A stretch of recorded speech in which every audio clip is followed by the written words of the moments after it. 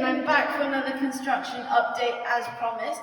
Now you're probably wondering where I am right now. I am in the surgical unit, and so I'm going to do a quick run through of what happens to a patient after the operation, which is right over there. So after the operation, they'll be in this recovery room, where they'll be able to recuperate after the operation, and then they'll return to the inpatient area. So in the inpatient area, we have single rooms and we have wards, and we have a nurse headquarters on call, and it's just really incredible to see the progress. As you can see, we have added doors, we have lights, we have fans, and we are just so grateful for all the support you've given, and we can't wait to see this place in action.